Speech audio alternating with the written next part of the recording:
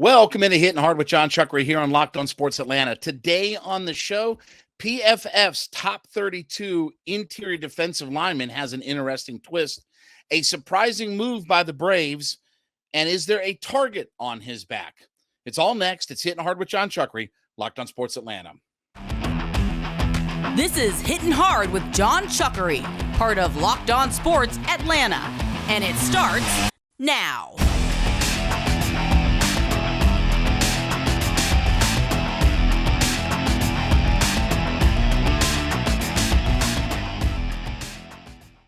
Hittin Hard is part of the Locked On Podcast Network, your team every day. We ask you to subscribe or follow for free on YouTube or wherever you listen to your podcast.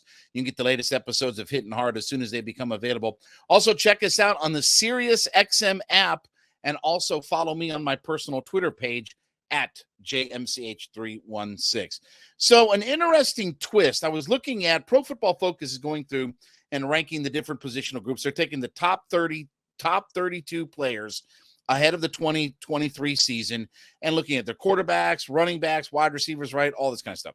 Well, the latest one that they had was interior defensive line. And if I told you that among Falcons players, Grady Jarrett, believe it or not, only finished third on his team, would you have bought that? Now, here's what the list is. So again, obviously, Aaron Donald 1, Chris Jones 2. No real issues there. Dexter Lawrence and all that kind of stuff. All right. So coming in at number 17, and this is a bit of a surprise, and maybe this is based upon not just what have you done for me lately, but the totality of his 15-year career. But at 17 is Calais Campbell. Quote, at 36 years old, Campbell isn't the same player he was at the height of his career, but he did enough over the past 3 seasons with the Baltimore Ravens that expecting him to not be a top 20 player at the position this year is doing him a disservice. In his 15th season in the league, he produced a 70.0 plus PFF grade, both against the run and as a pass rusher. Okay, I mean, look, again, a lot of this is, what he's done for the entirety of his career, right? And he's probably a borderline Hall of Fame caliber player, right? He's been an outstanding defensive player, right? He's been in the league forever and a day, and he's going to be a huge benefit. And D-Lid and I kind of went back and forth about this last night on my radio show. I don't know that he's going to play 60% of the snaps. He thinks he's going to play more than 60% or right about that number percent of the snaps. Okay, we can agree to disagree on all that kind of stuff. All right, maybe that's to be expected. Then you get down onto number 21 on this list, and it's David Onyemata. So, quote, after signing an impressive 3-year, $35 million deal with the Atlanta Falcons this offseason, Onyemata will need to get back to his 2020-2021 form for that contract to make sense. His 53.0 PFF run defense grade last season was the lowest of his career, though he still has been effective as a pass rusher, producing 116 pressures from 1,097 pass rushing snaps over the past seasons. All right, look, Onyemata's a pretty good player. Where's the guy that I'm missing in all of this? And so coming in at number 23, Grady Jarrett. Quote, it's been 3 seasons since we saw Jarrett really dominate for a stretch. And with his being 30 years old now, it's fair to wonder if his best days are behind him. He was still good enough to make this list based upon his play last year, though, registering 7 sacks, 10 hits, and 28 hurries from 487 pass rushing snaps. Now, that's a bit of a surprise. It wasn't a few years ago.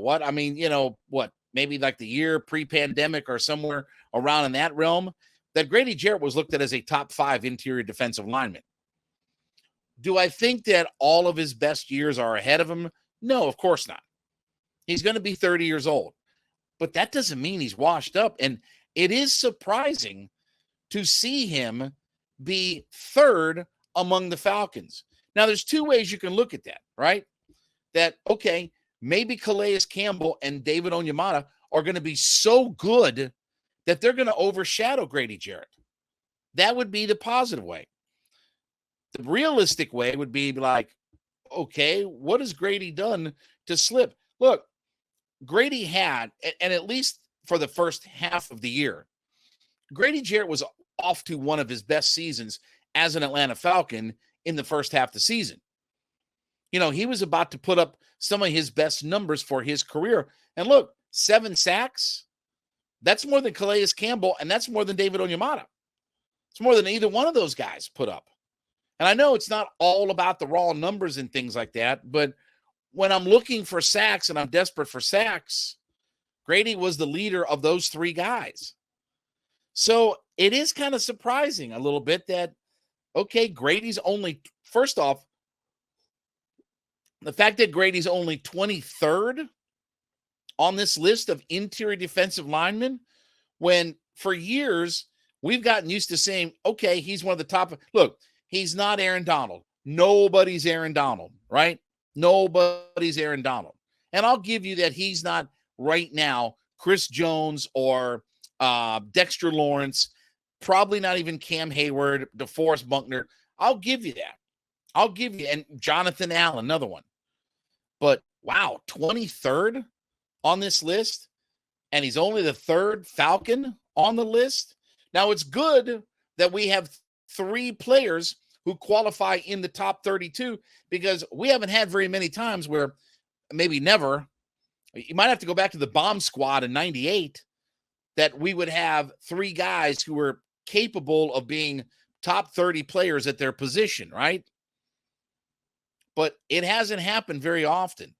And when you think about interior defensive line, and look, Campbell's going to be a hybrid, right? Versatility, right? That's the big buzzword in Flowery Branch, versatility.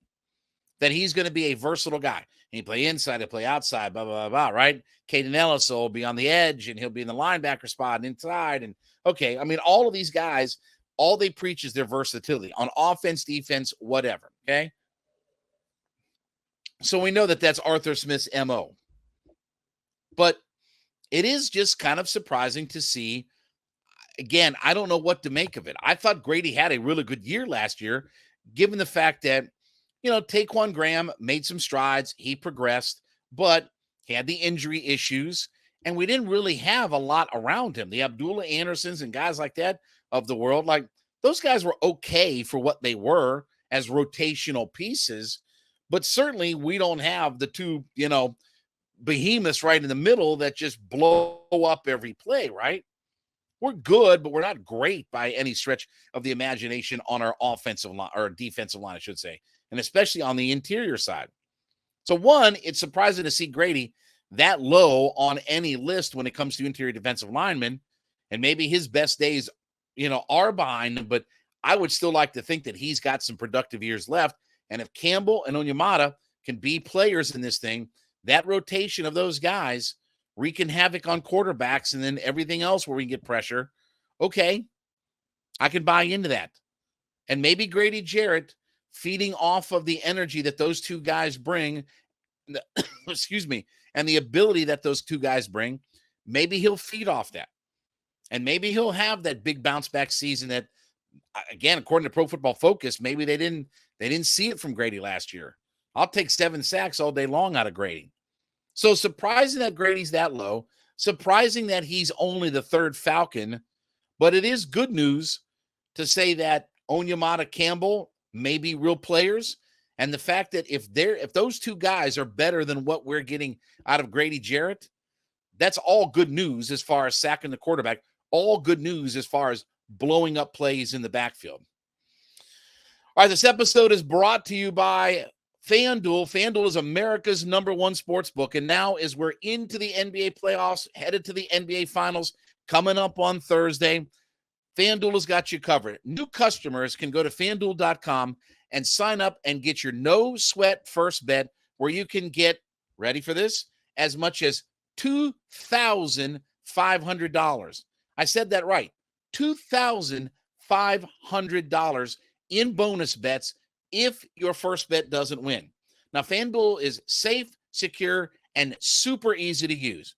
No easier way to go and do online betting than with FanDuel.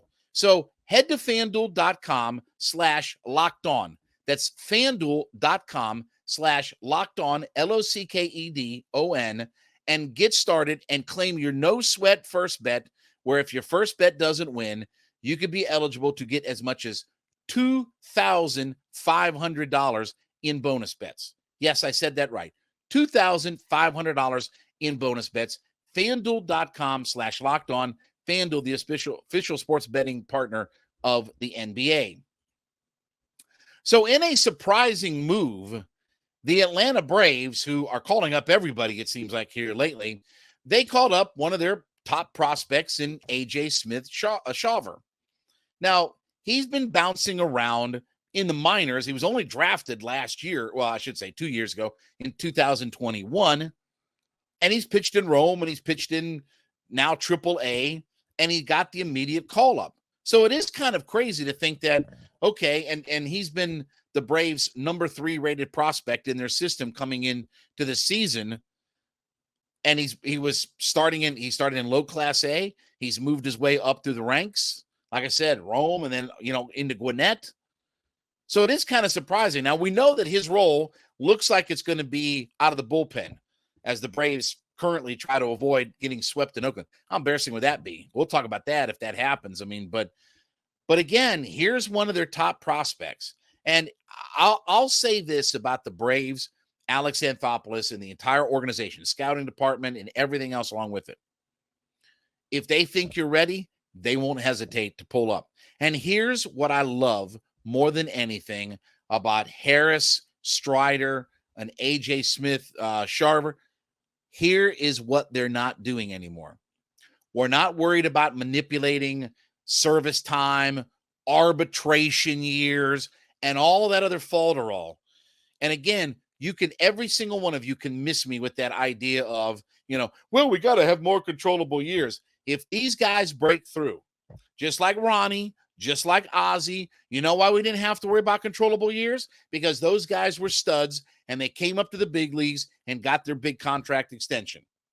And you know what? Mike Trout did it, and everybody else that's really worth their salt. If you're that good of a player, you're going to get your contract extension. Spencer Strider got his contract extension. You don't have to wait 5 years to decide about whether or not these guys can perform or not.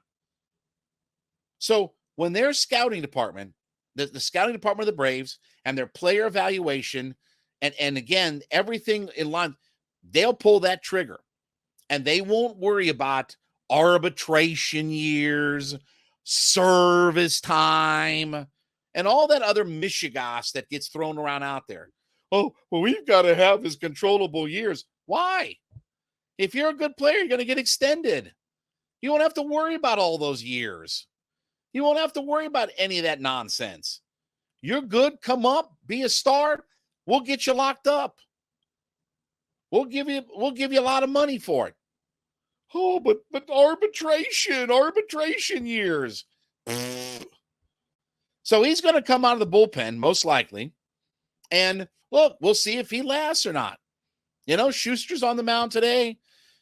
These guys are developing at such a fast rate. We talked about this a week or two ago. That 2020 draft class, if Schuster gets it figured out, is going to be one of the great draft classes in Braves history. Elder, Strider, Schuster. Like, that could be one of the trifectas for the Atlanta Braves long term. I mean, again, this kid was drafted in 2021. But again, we talk about this. It speaks to the development, the confidence, and everything else. Michael Harris came up and didn't miss a beat. Spencer Strider came up and didn't really miss a beat. Started the bullpen and got the starting ball, and now he's the most dominant starter in the National League. Bryce Elder has been fantastic. Another great game last night. Didn't work out for the Braves offense, but he was outstanding. 7 innings in a run? He's been arguably, next to Strider. I mean, he's been kind of one of the more appreciated stories for the Atlanta Braves and what they've done in the National League. So I love the fact that they're going to, if they pinpoint you and say, you're ready, they won't hesitate. They don't worry about whether or not how long you've been in the minors, how much experience you have, or arbitration, service time. What a stupid thing to worry about. If you're a great player, you'll get your contract. You don't nickel and dime your premier players. You sign them up. If they can stick, you give them a long-term deal. If not, then you bounce them around a little bit and see what you can do with them. I love this. I love this about the Braves now. We're not worried about a lot of these other things that are sidetracked. We're in World Series now mode.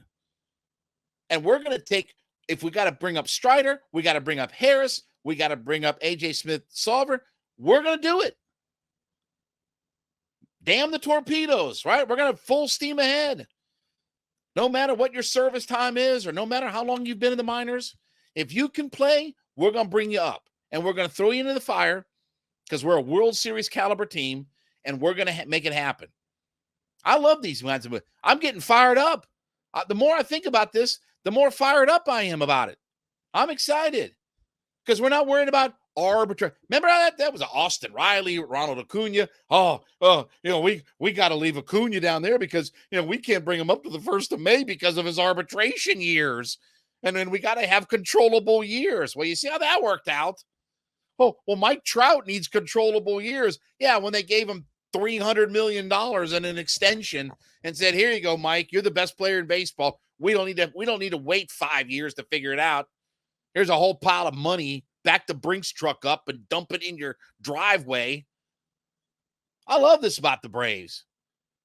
You got a team and you got a player that's developing, and they're in the minors, and they trust their scouting and development. They trust their scouting and development. How good is that? How good is it to know that we can trust our scouting team, we can trust our player development, because we see example after example. The Michael Harris, Spencer. Yeah, there are blips and bloops along the way. Yeah, again, not everybody has come up and been, Pache and Waters and all that, right? Oh, my God, we can't call those guys up. We got to get service time out of them, right? Some guys will never make it.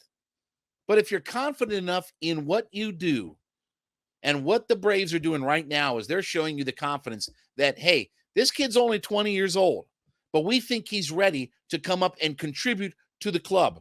What's the point of leaving him down in Gwinnett to get more seasoning or service time? If he's ready to come up and contribute, let's bring him up. Because guess what? The only thing that matters, I don't care what the Gwinnett Braves record is. I don't care if the Gwinnett Braves win 3 straight minor league championships, whatever their league is or whatever championship. I don't care about that. What I care about is what can you do at the big club? What about happens at the big club?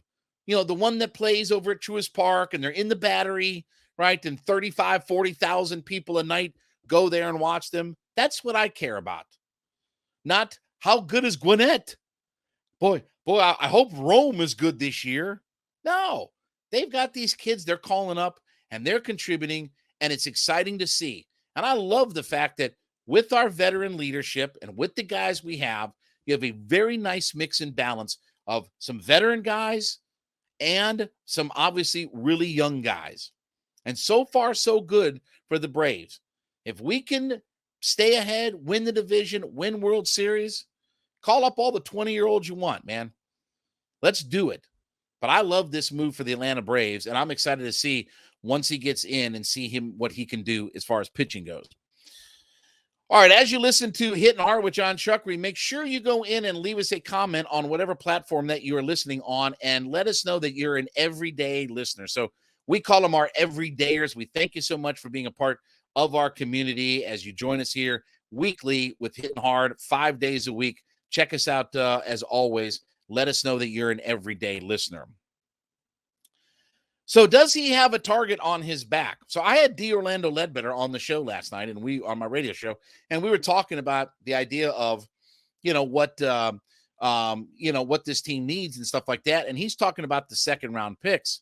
And, I had this quote to D. Led. I said, look, I've said repeatedly that I think Arnold Ebiketie has got to step up this year, and maybe even more than Desmond Ridder in some ways. He's got to step up and at least solidify one side of that defensive line.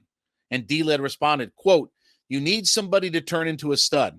You have to find football players. If you don't, you have to develop them. And obviously, we've discussed specifically about the second round picks that we have had, right? Some have been good, some have been dreadful. It's been a real mixed bag as far as second round talent goes.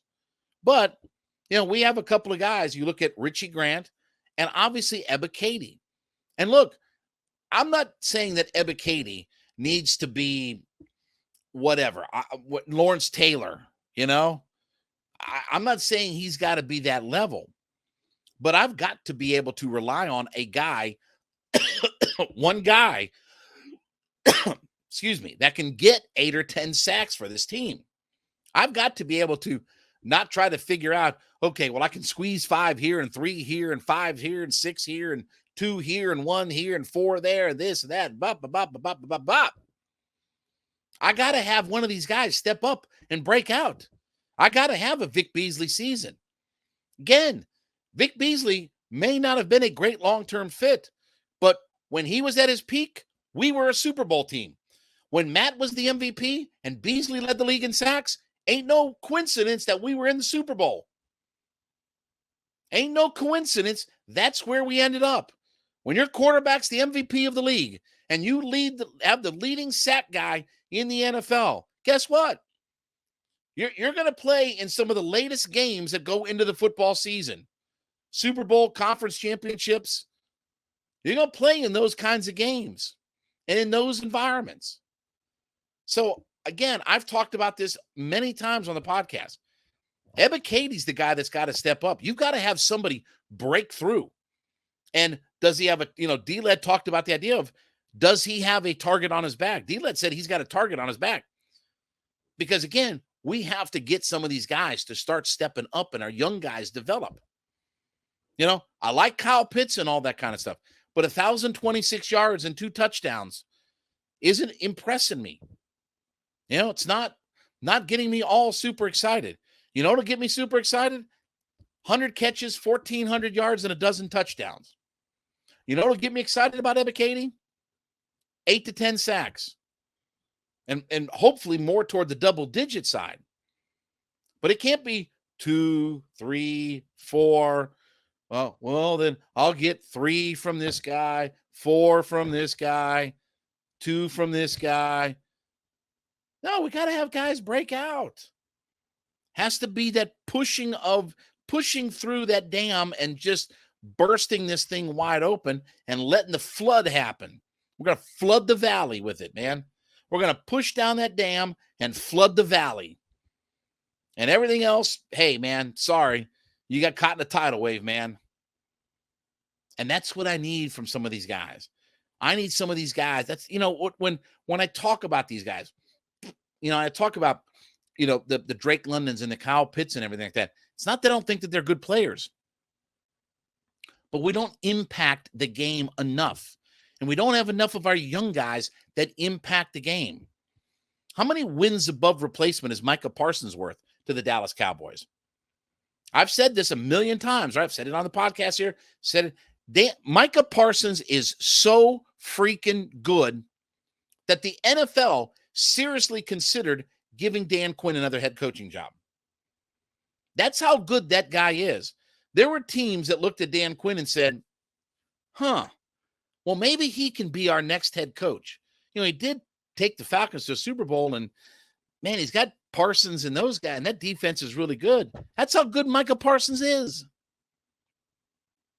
And so, look, I hope Ebiketie is that breakout player, even more than Desmond Ridder, because I do think, I think Desmond Ridder doesn't have to be an MVP or Ron or somebody like that. I think Desmond Ridder has to be a guy that controls the game, makes smart decisions, and is great in the red zone. And if he can be those 3 things, and I can get 10 sacks out of Arnold Ebiketie, now we're cooking. Now we're cooking with grease. Now we're going at it. Now it's just full steam ahead. Let's go. Let's get this thing cranked up and going. So, again, D-Led talked about it last night on my radio show. At some point, we've got to have some of these guys develop. we have to have some of these guys, as the door said, break on through to the other side. And that starts with Ebiketie. Does he have a target on his back like D-Led said? Probably. Because I need some of my young guys to be true difference makers on this team. And if we can get some of those guys to break on through to the other side, now we got something going. Now we're ready for the big time. Now we can talk playoffs and things like that and start advancing in all of it. So hopefully Ebiketie is that guy. But if not, if something happens, we'll start looking back at some of these second-round picks and saying, man, a lot of those picks haven't been all that solid, have they? Hopefully that's not the case. Hopefully Ebiketie can just full steam ahead and let's break on through to the other side like the door said. All right, thank you so much for making Hittin' Hard with Jon Chuckery your first listen. Be sure you go into whatever podcast platform that you're listening on and let us know that you're an everyday listener to the program. So we love to hear from our folks. We want to know that you're an everydayer, as we like to call them, listening in 5 days a week. We certainly thank you for being a part of our ever-growing community. You can follow us for free on YouTube or wherever you listen to your podcast. Get the latest episodes of Hittin' Hard as soon as they become available. Also, check us out on the SiriusXM app and give me a follow on my personal Twitter page at JMCH316. Back with you tomorrow. This has been Hittin' Hard with Jon Chuckery, Locked on Sports Atlanta.